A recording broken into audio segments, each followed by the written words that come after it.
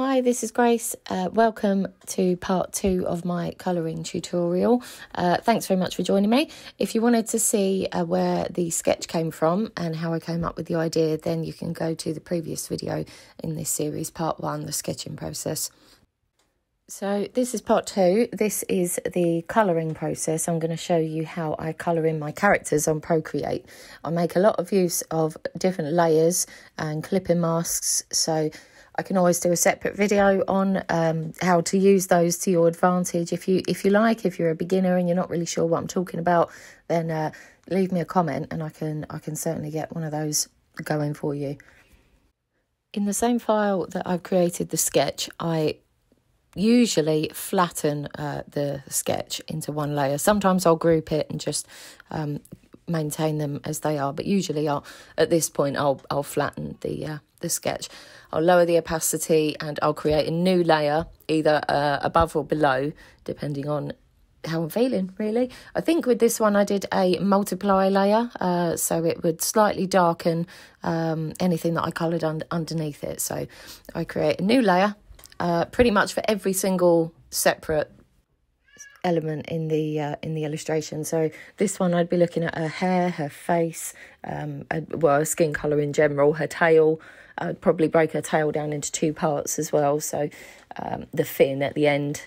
The sidekicks would be on a separate layer as well, including the octopus. So you'll notice I haven't, in the last video I said about the sketching process, I'll refine my sketch into a blue line to follow. Now, I think I lost interest. I'm very easily distracted, as a lot of artists are, and I think I'd just got too excited about getting straight into the colouring stage. Now, you will see, if you eagle-eyed a little bit further in, the dangers, the pitfalls of going and colouring when you haven't got that clear finished outline to work from. It makes it a little bit harder in the colouring process because you're still picking lines, basically, like where you want your shape to end. So just take note of that, learn from my mistakes. We all make mistakes sometimes. The beauty of working on multiple layers, though, is if you do make a mistake, you can always just remove things, change the opacity, and you can always start again. That's the beauty of digital work. On a new layer, I've decided to start with the skin tone. Now, you can either block out the whole picture, everything that is going to be coloured, and then create clipping masks over the top of that, and separate layers for each colour. Or you can go in and just do all painting on one layer, but like I said, this one is separate layers because I like to go in and add shading, and it helps with the editing afterwards as well. So I've picked a Caucasian skin colour, which is close to my daughter. Same with the hair colour as well. So on one layer I've got the skin tone, and on a separate layer over the top I've got the hair. It's important to keep in mind a colour palette as well. It's a good idea to have that decided before you start colouring, otherwise you're going to spend a lot of time, which could really be wasted time, exploring and experimenting with different colours. Now, I am kind of doing that a little bit. I should practice what I preach. However, I did pick a colour palette, which you obviously can't see in this video, but I'll do a separate video on how to choose a colour palette. But if anyone's interested, this one was picked from a photograph of some oranges on the tree. So it's a contrasting colour palette. So opposite colours on the colour wheel here. You'll notice the method I'm using for colouring here. I'm outlining the shape that I want to colour, and then I'm just colouring it. You've got lots of options. You could use the lasso tool and the drop colour fill, or you can use, if you've got a really strong sketch outline, you can use that layer as a reference layer, and on your colour layer you can drag and drop and it will use that reference to form the shape on a separate layer. So that's quite handy as well. But this one I'm just organically colouring it in because I want the texture from the brush in there as well. I think this is the dry ink brush, or it might be a 6B pencil. I do tend to modify the brushes quite a lot as well. I'll work them up into a pack at some point. In fact, I think there's some on my Patreon to download. So if you do use them, you can always let me know how you get on there. I've also turned off the layer with the octopus on whilst I do the colouring of the mermaid because she's underneath. I want a clear view. It's a little bit like drawing through, so you want to be able to draw or colour the entire object and see how it would look behind things to make sure you don't miss out on any important shapes, or it can just look a little bit weird afterwards if you don't do that. I find it a lot easier to carry on colouring on a separate layer rather than doing it all on one layer and trying to follow colours or line colours up right to the edge of where one object starts and the other one begins. It's quite nice to be able to layer things. Plus, depending on what you're drawing on a separate layer, you can always reuse that element somewhere else as well, and it'll be on its nice individual layer, which is easy to edit. I decided to add her features on a separate layer just before I finish doing the local colour, which is like the flat natural colour without any lighting effects on, before I've rendered everything to the same colour, the flat colour, just to give her a bit of personality. I like being able to see her smiley face, and it helps me remember the scene and where I'm going with the image whilst I'm finishing off the flat colouring. A little tip when applying colour rendering, it's really easy to get focused in on the little details and get carried away on her face, for example, or her hair before you've actually finished putting in the colours for the rest of the image. And it's much easier if you render everything to the same level as much as possible and then build up from there. It will also help knowing where your focal point is in the image as to how far you render specific points, because you don't want to over render the entire image and your eye's not really drawn to anywhere in particular, or it's too busy. So with that in mind, having her face in there is a visual cue for me to say this is the main focus point, so get everything else to a basic level and then we can work up on the next level of rendering. The importance of having a clear plan rises again, as I am unsure at this point what colour I want the background to be, and that is obviously going to have an impact on the surroundings as well, like the contrast of the crab and the jellyfish. So I stopped that for now and started playing around with the background. At this point, I've decided to work her up into a bit more of a narrative scene rather than just a basic character design.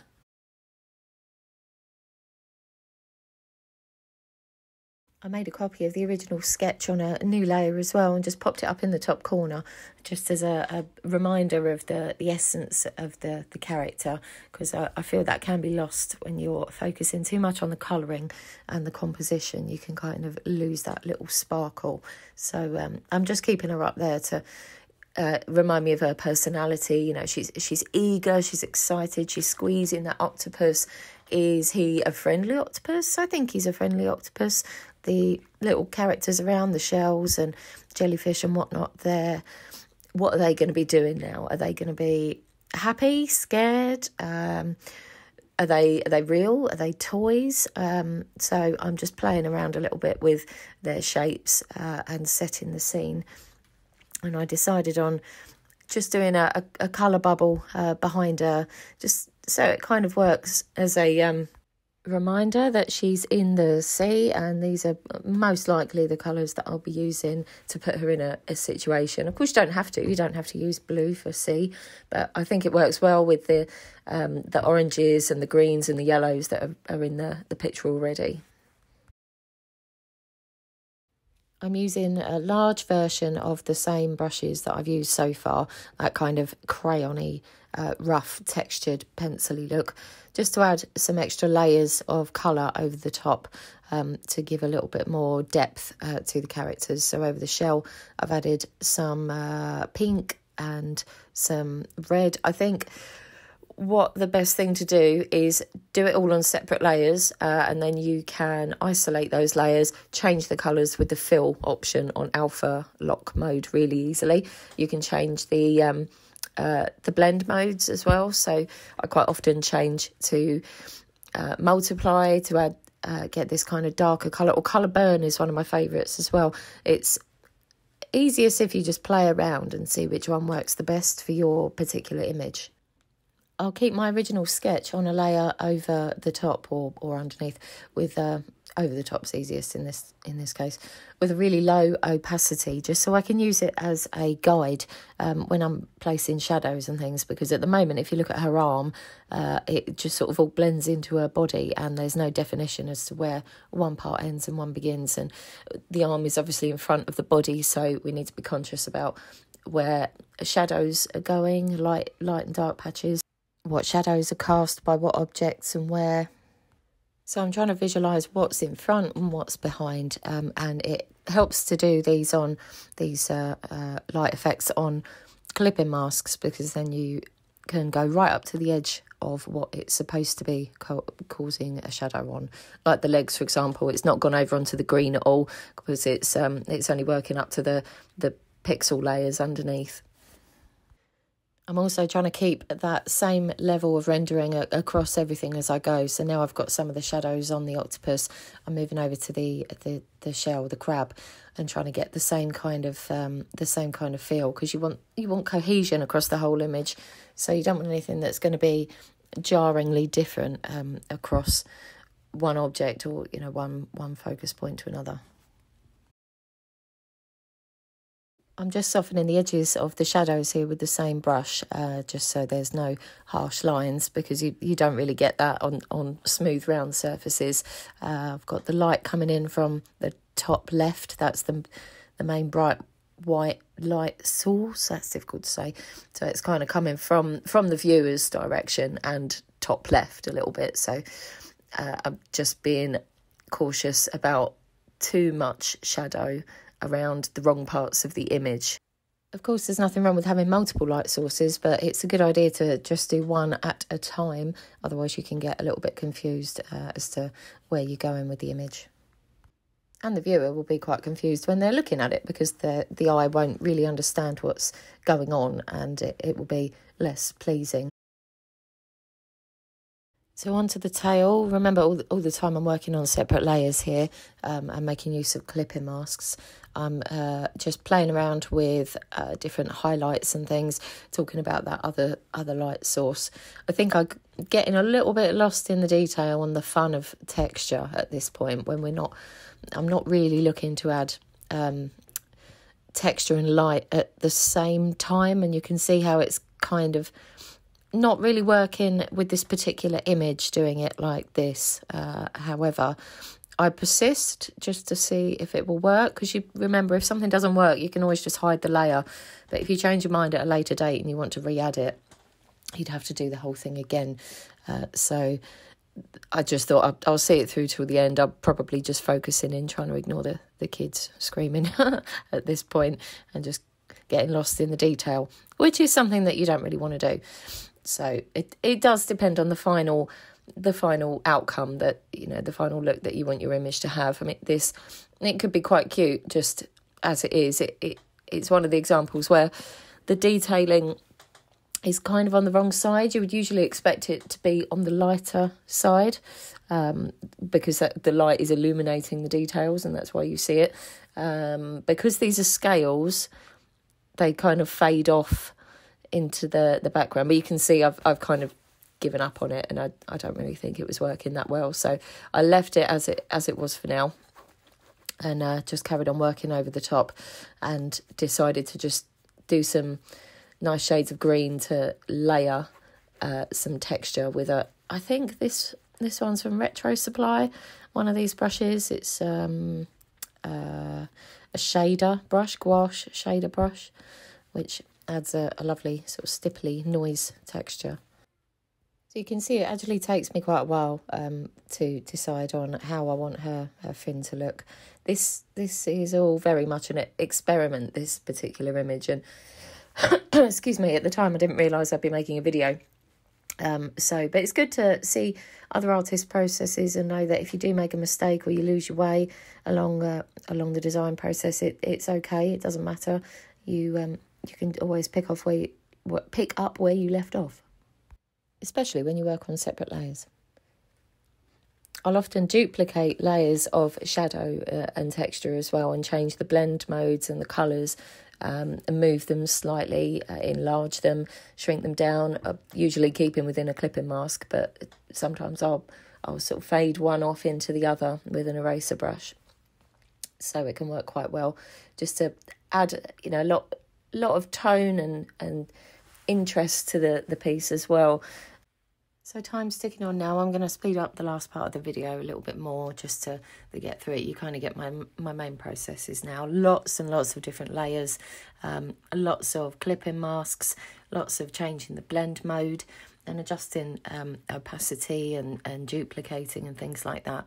So I think it almost helps to see it in a sped up version of the video, because you can put it all together as a cohesive action a bit more. So all the time I'm trying to look at the image as a whole and see if there's anything that looks out of place. I've started on the hard shadows mixed with the soft shadows, trying to put a bit of extra light in as well. So lighting I do on a separate layer altogether, and it helps define the shape as well, like the volume, the density, as well as the texture of the skin and things like that.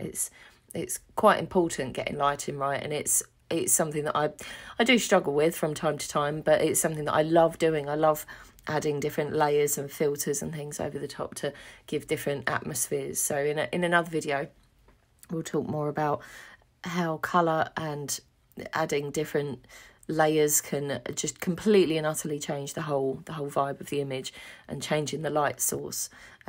So we can learn together. How about that?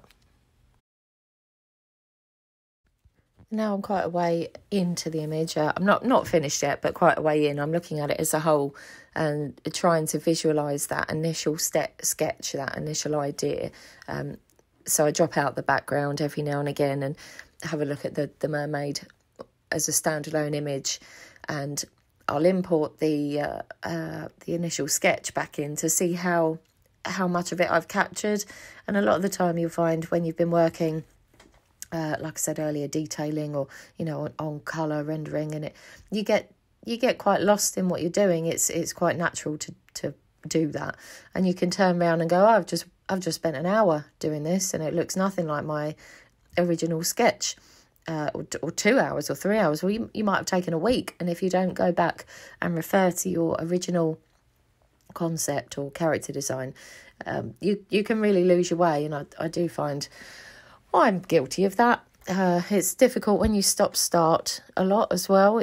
I've got 2 kids at home and a dog, so it's always competition for mummy's attention in the house, and I usually have to stop what I'm doing, pause everything, and then go back to it. So that's sometimes where my work jumps about a little bit, where I'm in and out of the flow. So it obviously helps when you can sit down and concentrate or have a bit of time to yourself, especially if you're beginning to learn as well. If you're in the early stages of drawing altogether, just because I'm doing this on Procreate, it doesn't mean that the same kind of rules don't apply when you're working traditionally as well. You can always use copy paper or layout paper, tracing paper, any kind of thin paper if you wanted to play around with shapes and the composition. That's exactly what it's designed for. So over the top here, I've added a layer of colour for an atmospheric lighting effect, and it just softens everything up a little bit. I think it adds a nice depth, a nice warmth, and you just got to bear in mind where all your light sources are again. So you've got the light coming from the left still, but this is a kind of ambient light that's going all over everything, but you can still go in and pick out little corners that you want to highlight even more, and emphasise bits that might have an extra a bit of curve or a cutout for, you know, under a certain body part or something like that. It's just an extra layer that you can add the detailing without actually putting any detail in. It's more about suggestion. We're nearly at the end now, so I want to thank you for watching. There's going to be more. Don't worry, she's not finished yet. There is another video coming up soon on detailing. So she's pretty much done with her colour, her local colour and a bit of shadow. But it will be the next step, the detailing, that will really add some personality and character and try and bring her back to that original sketch. See what freebies I've made for the community on Patreon. You can come visit me at Grace Wright, GraceWright, and I'll put all my social links in the description as well. Thanks a lot. Subscribe to see the next one. Bye.